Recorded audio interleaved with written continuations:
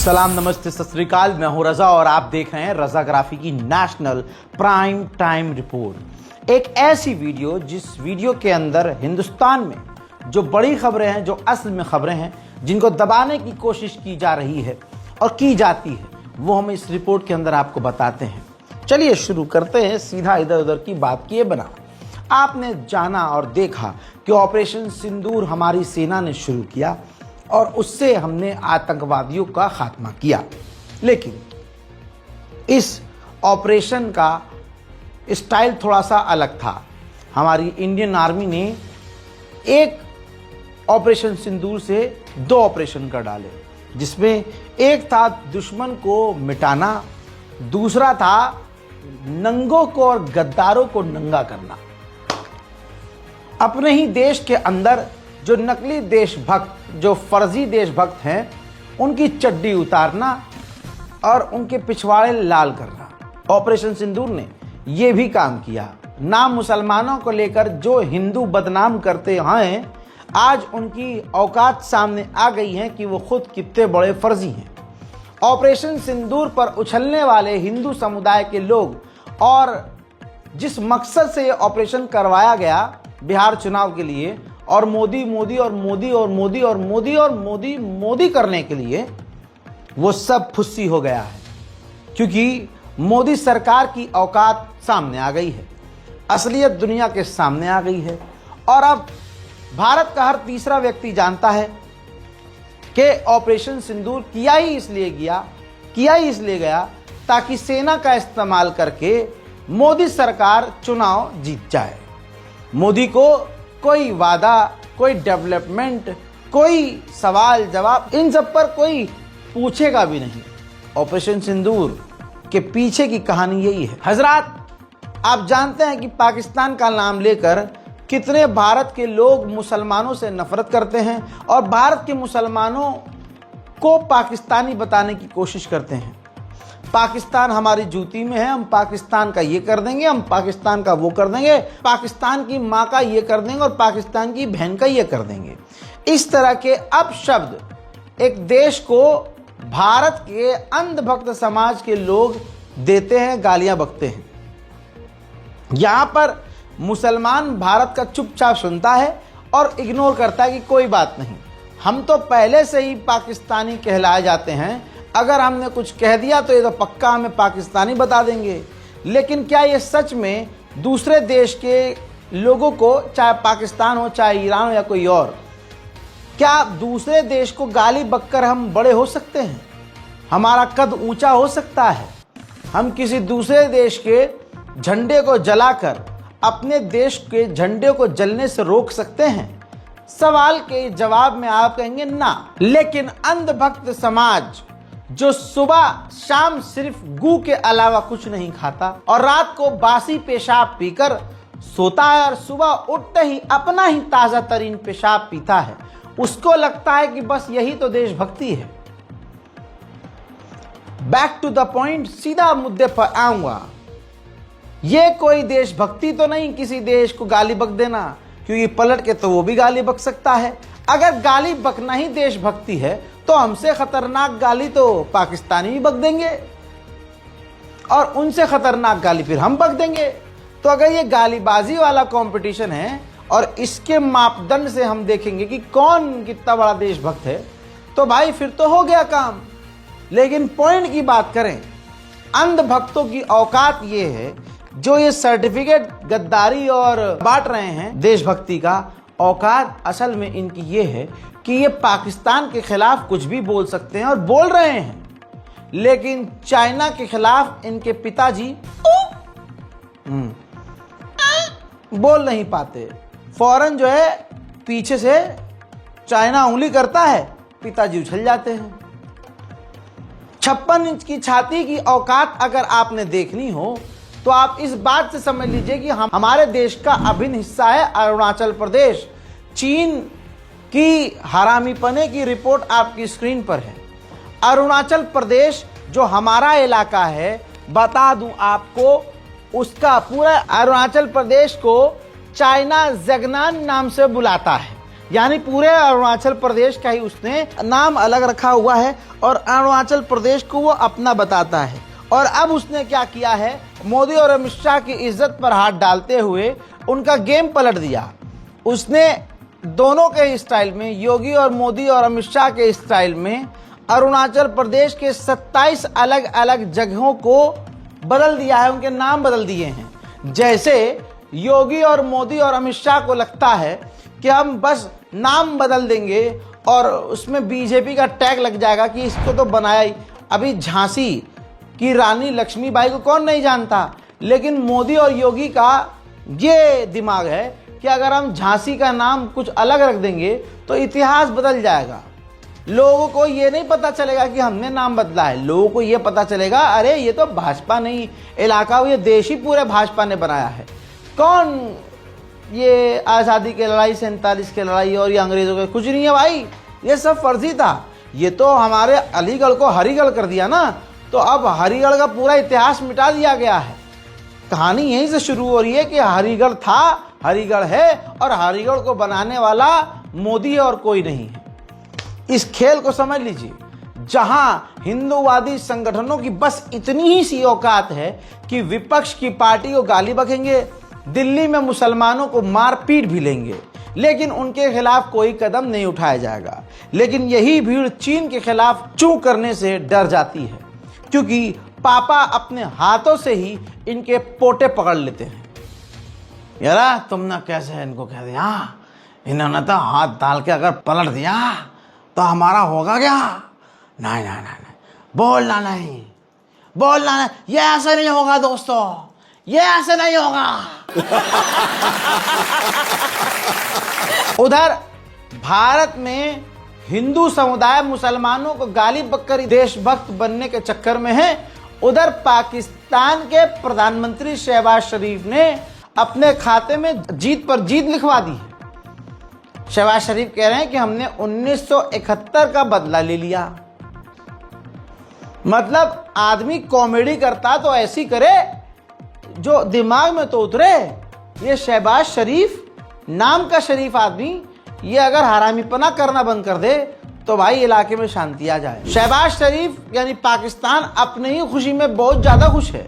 इस तस्वीर को देखिए, शहबाज शरीफ पता नहीं इतना क्या खुश है कि ये जो है पाकिस्तान के जो एयरफोर्स इलाके हैं और जो पाकिस्तान का कामरा एयरबेस है ये वहाँ पहुँचे हैं।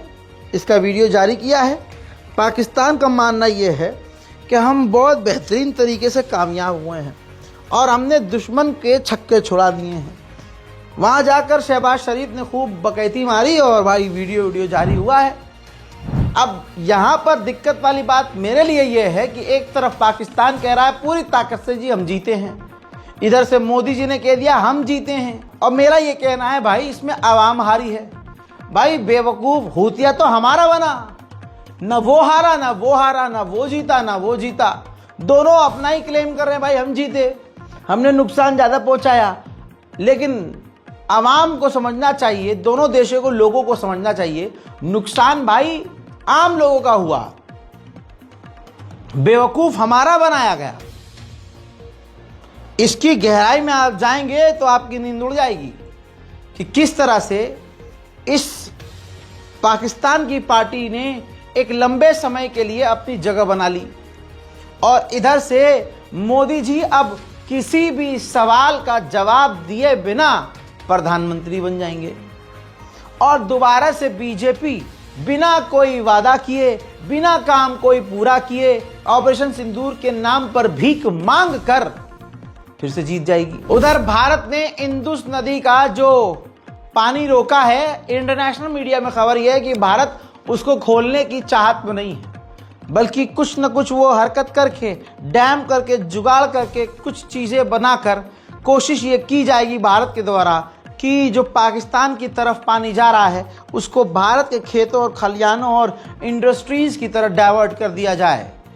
ये पाकिस्तान के लिए बात अच्छी नहीं होगी। पाकिस्तान पहले से ही इस मुद्दे पर भारत को जंग की धमकी दे चुका है। उधर पाकिस्तान कहता था कि हम आतंकवाद को सपोर्ट नहीं करते, लेकिन रिपोर्ट आप इंटरनेशनल मीडिया में देखेंगे तो जो मसूद है जिसने भारत के खिलाफ बड़े ऑपरेशन किए और आतंकवादी संगठनों का ये लीडर बताया जाता है। कई जगह पाकिस्तान ने माना है कि इनके गलत कामों में खतरनाक रोल रहे हैं। बता दूं कि इनके मसूद के ऑपरेशन सिंदूर में परिवार के 14 लोग मारे गए क्योंकि वो आतंकवादी गतिविधि में बताया जाता है वो लिप्त थे। पाकिस्तान के खिलाफ भारत ऐसा क्लेम करता है। ठीक, अब जब मसूद के 14 परिवार के लोग मारे गए तो 14 करोड़ रुपये यानी पर कैजुअल्टी 1 करोड़ जो है मसूद के परिवार वालों को दिया जाएगा। तो यानी मसूद के परिवार वाले 14 मरे तो 14 के ऊपर 14 करोड़ रुपए पाकिस्तान की सरकार मसूद को जो है देने वाली है। पाकिस्तान ने ऐलान किया है कि ऑपरेशन सिंदूर के नाम पर भारत ने जिस तरह से आवाम, ये पाकिस्तान का स्टेटमेंट है, पाकिस्तान कह रहा है, ये उसकी साइड की कहानी है कि हमारे आम लोगों को जो मारा है, हमारी गवर्नमेंट पाकिस्तान की सरकार ऐसे आम लोगों को जो मारे गए हैं उनको 1-1 करोड़ रुपया इनाम देगी। हजरात, गोदी मीडिया भारत की जमकर तारीफ करने में लगा है, लेकिन दुश्मन को वो दिखा नहीं रहा है कि दुश्मन कितना ताकतवर है। याद रखिएगा, ये भारत के लिए बड़ा नुकसानदायक मामला है कि जो हमारे लिए खतरा है उसको खतरा ना बता करके दूसरों को सिर्फ फिल्म में हराना, दूसरे को सिर्फ अपने एपिसोड में हराना, दूसरे को सिर्फ अपने कैमरे के जरिए हारा हुआ दिखाना, ये आने वाले समय में भारत को मोटा नुकसान पहुंचाएगा। ये देखिए, बर्तानिया के विदेश मंत्री पाकिस्तान पहुंचे और पाकिस्तान से कई अहम मुद्दों पर बात की, जहां तमाम देशों को भारत के मीडिया के मुताबिक ये कहा जाता है कि कोई पाकिस्तान के साथ नहीं है, पाकिस्तान पड़ गया अलग थलग, पाकिस्तान की ऐसी अलग और तैसी अलग। अबे सुअर की नस्लों, असलियत तो दिखाओ। गोदी मीडिया जो लगातार इस तरह का हाइप क्रिएट करता है कि अरे दुनिया ने पाकिस्तान का बायकॉट कर दिया, ऐसे में भारत का कितना बड़ा अपमान इस बात से आप सोचिए हो रहा होगा कि बर्तानिया और दूसरे देशों के बड़े बड़े नेता पाकिस्तान के साथ आधिकारिक मीटिंग कर रहे हैं और बातचीत कर रहे हैं। उधर भारत के रक्षा मंत्री राजनाथ सिंह ने एक नया कबूतर उड़ाया है कि ऑपरेशन सिंदूर अभी भी जारी है, ये खत्म नहीं हुआ है, पिक्चर अभी बाकी है। कि ऑपरेशन सिंदूर अभी खत्म नहीं हुआ है, जो कुछ भी हुआ है वह सिर्फ एक ट्रेलर मात्र था। अब जब सही समय आएगा, जब भी सही समय आएगा, तो हम पूरी पिक्चर भी दुनिया को दिखाएंगे।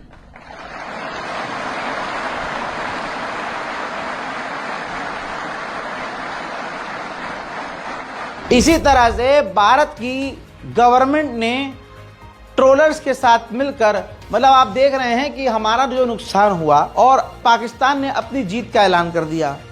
इधर से फेक न्यूज़ फैलाई गई, फेक पे फेक न्यूज़, कि अरे ये हो गया, पाकिस्तान का हमने ऐसा कर दिया। अब जब 3 दिनों में सीज फायर कर लिया तो समझदार लोग समझ गए कि क्या ही ताकत है मोदी की, और भारत की सेना को कमज़ोर करने वाला ये मोदी नहीं तो कौन है भाई? कौन है फिर? अमित शाह, मोदी, ये जो सरकार है यही तो कमज़ोर कर, वरना इससे पहले ज़माने में भी जब इंदिरा थी तो उन्होंने तो सीज फायर नहीं किया था, उन्होंने तो अमेरिका और दूसरे देशों की बात को मानने से इनकार कर दिया था। लेकिन जो अंग्रेज़ों की नीति पे चल रहे हैं भाई, उनमें, उनके जिगर में कहाँ दम होगा। अब मेरे दोस्तों मामला ये है, अब हर मुद्दे पर गोदी मीडिया और आपके हिंदू समुदाय के लोग झूठ पे झूठ रहा है। अरे हमने तो न्यूक्लियर उड़ा दिया, न्यूक्लियर से रेडिएशन, भारत ने जो किया था ना हमला परमाणु पर, अरे उससे न्यूक्लियर लीक हो रहा है, पाकिस्तान अब लंगड़ा लूला पैदा होगा। जब फैक्ट चेक किया गया तो रिपोर्ट देखिए, कोई भी रेडिएशन लीक नहीं हो रहा है पाकिस्तान में। यानी पिछले कई दिनों से आण भक्त समाज जो झूठी खबर फैला रहा था, आज वो एक्सपोज हुए और आण भक्त इसी के साथ अपना पेशाब बासी मुंह पीकर फिर सो जाएंगे और अब अगले दिन उठेंगे नई फर्जी खबर के साथ। गजब बेइज्जती है।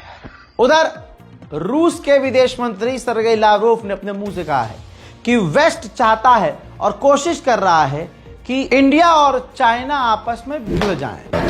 What is happening right now in the Asia-Pacific region, the West has begun to call it the Indo-Pacific region in order to give its policy a clear anti-Chinese direction, hoping to thereby additionally gain the opportunity to pit our great friends and neighbors India and China against each other. Recently, President Putin recalled that it's simply a divide and rule policy.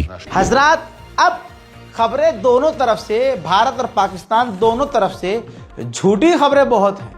हमने झूठी झूठी चीजें चलाकर अपने ego को satisfy किया है। पाकिस्तान के रिटायर एयर मार्शल ने गलती से शायद ऑन एयर कबूल कर लिया कि हमने जो जेट जासूसी के लिए और दुश्मन पर नजर रखने के लिए तैनात किया था, साब 2000 भारत पर नजर रखने के लिए हमने उसको तैनात किया था। भारत ने अपने ब्रह्मोस मिसाइल से निशाना बनाकर उस साब 2000 एयरप्लेन को, जासूसी जहाज को मार गिराया। सुनिए। Next morning he came with surface to surface missiles. वो भी फिर आर्मी और एयरफोर्स ने, आर्मी ने अल-फतह हमारे मिसाइल मारे और एयरफोर्स ने, ये जो आप सुबह की बात कर रहे हैं, जी ये 10 की सुबह को हुआ, बिकॉज मेरी कुछ लोगों से बात भी हुई। उस बेस के ऊपर 4 surface to surface BrahMos missile आए। सरफेस टू सरफेस या एयर टू सरफेस, ये मुझे नहीं पता। तो पायलट्स जो हैं वो पहले दौड़े कि वो अपने जहाजों को सिक्योर करें। अच्छा। और जैसे पहला आया वो जूम करके ऊपर से दूसरा आया, फिर तीसरा आया, फिर चौथा आया, जो कि अनफॉर्चुनेटली बुलारी में डायरेक्टली आके एक हैंगर पे लगा, जहां पे एक हमारा एवैक्स खड़ा था जो डैमेज हुआ, जहां पे शहादतें भी हुई। अब ये एक तरफ जहां ऑपरेशन सिंदूर चल रहा था, पाकिस्तान से हम भिड़ रहे थे, दूसरी तरफ अदानी डील कर रहा था चीन से। चाइना के हथियारों का इस्तेमाल पाकिस्तान कर रहा था। इस खबर पर हमने सवाल खड़े किए और कई तरह के सवाल खड़े हुए, और अंधभक्तों का जब मामा नंगे हुए तो अदानी सामने आया और अदानी ने चीन की कंपनियों के साथ वो जो डील्स की थी, उन डील्स को रद्द कर दिया है। भले ही मरे हुए दिल से किया है, लेकिन यही असलियत है। इंटरनेशनल प्लेटफॉर्म पर चाइना भारत के लिए बहुत अच्छे शब्दों का इस्तेमाल करता है, टकराव की स्थिति से बचने की कोशिश करता है, लेकिन चाइना पूरी तरह से भारत को जलील कर रहा है। आण भक्तों को खुजा खुजा कर आण भक्तों से मजे ले रहा है। अब ये देखिए, इंटरनेशनल चीन का मीडिया दिखा रहा है जो चाइना के फाइटर जेट हैं, उस फाइटर जेट के मतलब जो कॉकपिट है उसके पास 3 राफेल फाइटर जेट और 1 सुखोई, 1 मिग और 1 ड्रोन, ये उस तरतीब में बताए गए हैं, चिपकाए गए हैं स्टिकर, जिस तरतीब में कहा गया कि भारत के fighter jet, Rafale, Sukhoi, drone Pakistan ने मार गिराए। तो जिन जिन भारत के फाइटर जेट और एयरक्राफ्ट को मारकर गिराया गया है, उनका एक 2D sticker, black and white sticker निकालकर चाइना ने अपने फाइटर जेट पर चिपकाया है। ये एक बहुत बड़ी बात है और इस तरह से इंटरनेशनल लेवल पर भारत को प्रोवोक कर रहा है पाकिस्तान। लेकिन आंड वक्त इसके अलावा कुछ नहीं कर पाएंगे। पाकिस्तान के मुसलमानों का एक शर्मगाह का बाल नहीं उखाड़ सकते, लेकिन भारत के मुसलमानों के खिलाफ जहर उगलेंगे, उनको मारेंगे, पीटेंगे और इस तरह से इस भरम में ये रहेंगे कि हमने चाइना और पाकिस्तान से बदला ले लिया। उधर पाकिस्तान ने भारत पर इल्जाम लगा दिया है कि ब्लैक मार्केटिंग की जांच होनी चाहिए, न्यूक्लियर ब्लैक मार्केटिंग की जांच होनी चाहिए भारत की। भारत पर बड़ा इल्जाम ये लगाया है पाकिस्तान ने कि परमाणु की ब्लैक मार्केटिंग भी भारत कर सकता है, इसकी जांच होनी चाहिए। एक आदमी के शौक की एक इंतहा होती है, शौक की इंतहा कि भाई ये मुझे बड़े होकर ये बनना है, नहीं बन पाए तो शौक है मेरा हीरो बनना है, फिल्म में काम करना है, और मुझे गाड़ियाँ चलाने का शौक है, मुझे नई नई गाड़ियों का शौक है, मुझे फेमस होने का शौक है। हर इंसान के अलग अलग शौक हैं, लेकिन भारत का एक आदमी इतना बड़ा शौकीन मिजाज है कि उसको हर चीज में सबसे आगे रहना है, प्रोपागंडा के तहत। मेहनत से नहीं, प्रोपागंडा से। कैसे? मैं यहां पर सबसे पहले मांग करना चाहूंगा इंटरनेशनल कम्युनिटीज से कि भारत के प्रधानमंत्री मोदी जी को पूरी दुनिया का प्रधानमंत्री घोषित किया जाए। और भारत के इस प्रधानमंत्री को दुनिया का सबसे ताकतवर मर्द घोषित कर दिया जाए। हालांकि ऐसा काम कुछ किया नहीं है, बीवी छोड़ दी थी, बच्चे हुए नहीं हैं और उसके बाद पूरे भारत के लोगों को अपना परिवार बताकर सबको परेशान किया। लेकिन फिर भी ये उसका टैलेंट है कि पूरी ताकत और पूरी बेगैरती के साथ अपने आप को सही साबित करने में लगा हुआ है।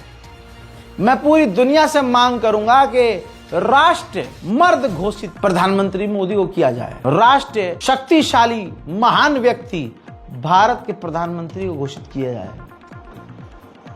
पूरी दुनिया का और खास करके भारत का सबसे महान हिम्मत वाला आदमी एक लौता घोषित होना चाहिए, प्रधानमंत्री मोदी, और कोई नहीं, बाकी सब पानी कम है। भाई शौकीन है भाई, मुझे हीरो बनना है, मुझे ये बनना है। खबर ये आ रही है कि अब चाटुकारिता करने वाले लोग मोदी को खुश करने के लिए, और मोदी जी को जरूरत भी है, उसमें खुश हो जाते हैं, मोदी को खुश करने के लिए भारतीय सेना का अपमान कर रहे हैं। मध्य प्रदेश के डिप्टी सीएम एक बयानबाजी करते हुए, एक प्रोग्राम चल रहा था, प्रशासनिक प्रोग्राम, उसमें ये कहते हैं कि भारत के जो सेना है, भारत की जो अधिकारी हैं, भारत की जो फौज है, वो प्रधानमंत्री मोदी के आगे नतमस्तक है। उन्होंने जो ऑपरेशन सिंदूर किया, यानी इस तरह से भाजपा के लोग मोदी को खुश करने के लिए बातें कर रहे हैं। इसीलिए अगला इंसान बिल्कुल एकदम हवाओं में रहता है, उसको लगता है मैं ही शक्तिमान हूं, मैं ही भगवान हूं, क्योंकि ऐसे लोग लीचड़ पड़े हुए हैं जो ये कह रहे हैं कि पूरी जो सेना है हमारी वो शुक्रगुजार है मोदी के, और मोदी के चरणों में पड़ी भी है, जैसे उसने ऑपरेशन सिंदूर मोदी ने किया है। देखिए, इस पर भारी बवाल है। अब इस खबर को देखिए। एक बड़ी खबर बताती हूँ। मध्य प्रदेश के डिप्टी सीएम हैं, नाम है इनका जगदीश देवड़ा, और जगदीश देवड़ा ने दिया है एक विवादित बयान। देश की सेना प्रधानमंत्री के चरणों में नतमस्तक है, ये जगदीश देवड़ा कह रहे हैं। पूरा देश के सैनिक प्रधानमंत्री के चरणों में नतमस्तक, जगदीश देवड़ा का यह बयान। मंत्री विजय शाह के बाद डिप्टी सीएम जगदीश देवड़ा का यह बयान सामने आया है। सिविल डिफेंस वॉलंटियर्स के प्रशिक्षण कार्यक्रम में और यशस्वी प्रधानमंत्री जी को हम धन्यवाद देना चाहेंगे। और पूरा देश की वो सेना, वो सैनिक उनके चरणों में नतमस्तक है, उनके चरणों में पूरा देश नतमस्तक है।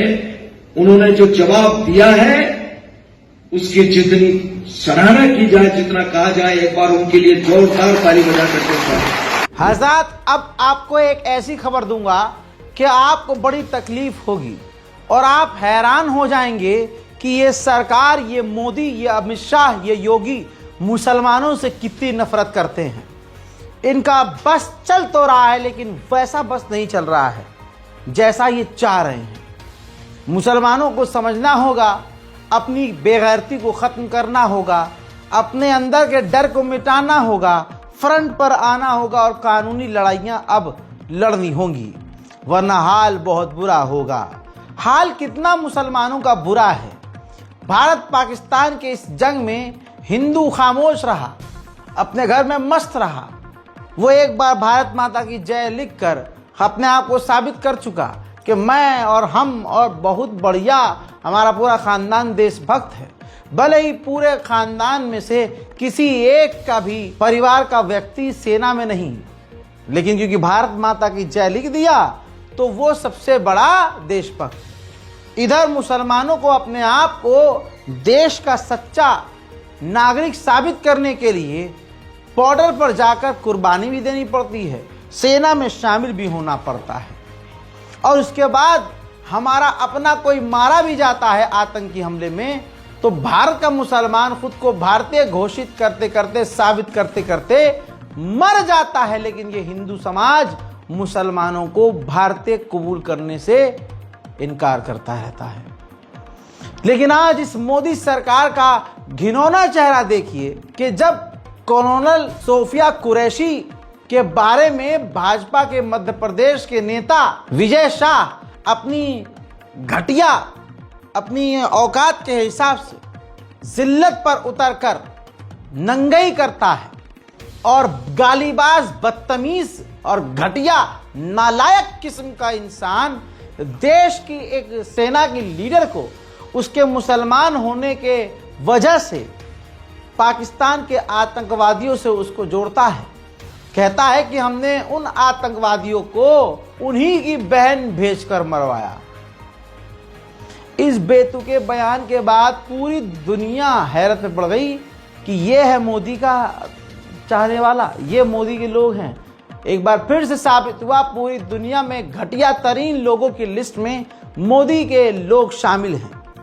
हजरात, अब जब कोर्ट ने संज्ञान खुद लिया, न केस होता न दर्ज होता कोई मामला, लेकिन पता नहीं ये क्या हुआ। इसीलिए हमें अपने कानून पर भरोसा है कि कोर्ट ने खुद केस दर्ज किया, खुद संज्ञान लिया, खुद कहा कि ये आदमी कौन है जो सेना की एक महिला अधिकारी, क्योंकि वो मुसलमान है तो उसको निशाने पर ले रहा है, और ये वो व्यक्ति है जिसकी सरकार है, उस सरकार को चलाने वाले नेताओं का ये नेता है। अब कोर्ट से कहा गया था, कोर्ट ने कहा था कि भाई इसके खिलाफ केस दर्ज करे पुलिस। और पुलिस आपको लगता है कितनी ईमानदार है, कितनी ईमानदार है आपको पता है। तो अब क्योंकि कोर्ट ने कह दिया था पुलिस को दर्ज करना था केस, तो केस दर्ज किया गया। केस जब दर्ज किया तो कोर्ट ने फिर से संज्ञान लिया कि भाई केस के अंदर इस मैटर में लिखा क्या है। तो पता ये चला कि जिसने देश की सेना के अधिकारी को आतंकवादियों से जोड़ दिया, उसके क्राइम का एफआईआर में दर्ज ही नहीं है मामला कि उसने मामला क्या किया था। यानी बड़ी चालाकी से स्टेट गवर्नमेंट ने उसको बचाने की कोशिश की। ये बात मैं नहीं कह रहा हूं, यह है अखबार की कटिंग आपके सामने। अब सोचो हिंदुस्तानियों और भारत के लोगों, सोचो क्या हाल है। भास्कर पर रिपोर्ट छपी हुई है। हजरात, पूरा मैटर अपनी आंखों से आप पढ़िए, मैं चाहूंगा। बदजुबान मंत्री को कब तक ढोएंगे? एफआईआर पर हाई कोर्ट ने जताई नाराजगी। मंत्री शाह को सुप्रीम कोर्ट से भी फटकार। मंत्री को बचाने के लिए छल किया गया, धोखा दिया गया। एफआईआर में अपराध का जिक्र ही नहीं ताकि एफआईआर रद्द हो जाए।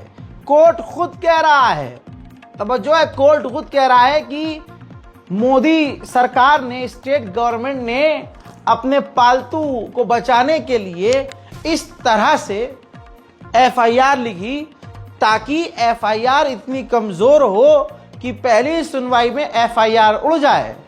इसी बयान में हाई कोर्ट ने नाराजगी जताते हुए इतनी बड़ी बात लिख दी कि आप सोच नहीं सकते। कहा कि निगरानी जरूरी नहीं तो पुलिस निष्पक्ष जांच नहीं करेगी। हाई कोर्ट भी कह रहा है कि भाजपाइयों को बचाने के लिए पुलिस प्रशासन ईमानदारी से इंक्वायरी नहीं करेगी। जब नंगे भाजपाइयों को बचाने के लिए नंगाई पर जब ये प्रशासन उतर सकता है और इस बात को हाई कोर्ट कह रहा है, तो फिर अब क्या ही बचा देश में? क्या ही न्याय मिलेगा मुसलमानों को? ये जो खाकी वर्दी है, इनकी लैंग्वेज तो आपको पता ही है कितनी गंदी होती है। सीनियर अधिकारी की बात अलग, लेकिन ज्यादातर जो मिडिल क्लास और आम लोगों से जिनका टकराव होता है, आप महसूस करेंगे कि एक तो जबान तो गंदी घटिया होती है, लेकिन दूसरी बात यह कि अगर पता चल जाए इन वर्दी वालों को कि सामने वाला मुस्लिम समुदाय से है, तो इनकी टोन चेंज होती है, इनका तरीका और तौर अलग होता है। महसूस कीजिएगा, और अगर किया है तो कमेंट जरूर कीजिएगा। जितने भी देश के बहुत बड़े प्यार करने वाले मिलते हैं देशभक्त, असल में आज वो देशभक्त नहीं है, वो ट्रोल आर्मी। अब इनकी औकात ये है, बाल मुकुंद का वीडियो आप देखिए, जो तिरंगा यात्रा निकाला था इसने, उस तिरंगा यात्रा में इसको वो जो है ये नजर नहीं आया कि मैंने नाक जो है तिरंगे साफ कर लिया। पीछे खड़े हुए साथी ने कहा कह रहे साहब दूसरा रुमाल है, ये लीजिए, इससे साफ कीजिए। तो उसने दूसरा रुमाल से भी फिर अपनी रहट साफ करी।